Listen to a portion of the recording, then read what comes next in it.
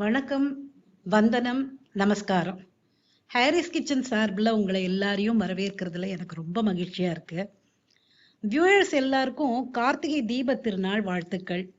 கார்த்திகைக்கு எல்லார் வீட்லேயும் குத்து விளக்கு, அகல் விளக்கு எல்லாம் ஏற்றி வச்சு வீடே தெய்வீகமா ஒரு ஒளியோட பிரகாசிக்கும்.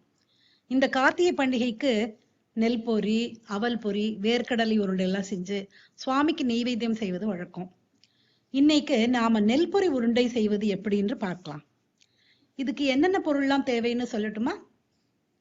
நெல் பொரி ஒரு பாக்கெட், அதாவது நான் எடுத்துட்டது இந்த சின்ன கப்ல அளந்ததுல எனக்கு 7 கப்பு பொரி வந்தது. வெல்லம் அதுக்கு 2 கப்பு சரியா இருக்கும். அதாவது 7 கப்பு எதால நீங்க அளந்து எடுத்துட்டாலும் அதுல 7:2ங்கிற ரேஷியோல தான் நம்ம இப்போ செய்ய போறோம். அப்புறம் தேங்காய், சின்ன சின்னதா நறுக்கின தேங்காய கொஞ்சம் வாணலியில் நெய்யை விட்டு நல்லா செவக்க வறுத்து வச்சுக்கணும். அதுக்கப்புறம் ஏலக்காய் 1 ஸ்பூன், அப்புறம் சுக்குத்தூள் 1 ஸ்பூன்.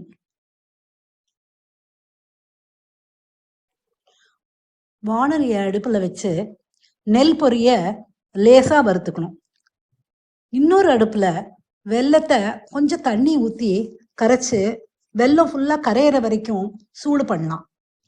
அப்புறம் வடிகட்டியை வச்சு இந்த வெள்ளை கரைசலை வடிகட்டி வாணலியில ஊற்றணும். அதுக்கப்புறம் பாகு காய்ச்சணும்.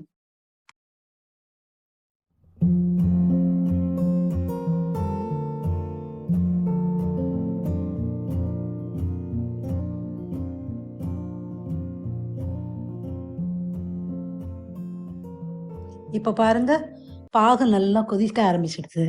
இப்போ இந்த பதத்தை தெரிஞ்சுக்கணும்னா கொஞ்சமா ஒரு பாகு ஒரு ஸ்பூன்ல எடுத்து ஒரு சின்ன கிண்ணத்துல தண்ணி வச்சு அதுல ஊத்தணும். அத கையை வச்சு மெல்ல பாகு அப்படியே எடுக்கும்போது கெட்டியா வந்ததுன்னா அதை அப்படியே உருட்டிட்டு ஒரு தட்டுல போட்டா டங்குன்னு சத்தம் வரும். இதுதான் சரியான பாகு பதம்.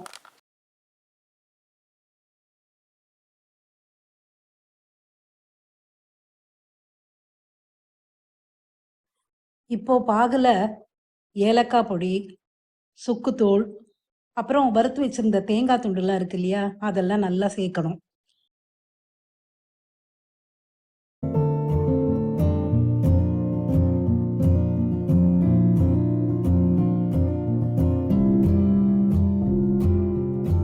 அதுக்கப்புறம் பொரியையும் சேர்த்து நல்லா கலக்கிட்டு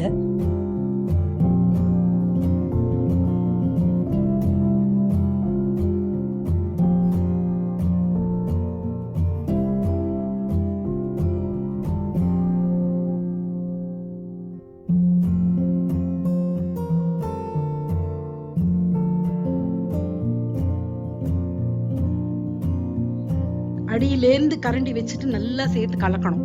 கலக்கி முடிச்சதுக்கு அப்புறம் ஒரு தட்டுல நாம எடுத்து வச்சிருக்கோம் இல்லையா 2 ஸ்பூன் அரிசி மாவு, அதுல கையை தொட்டு ஒவ்வொரு உருண்டையா பிடிக்க ஆரம்பிக்கணும்.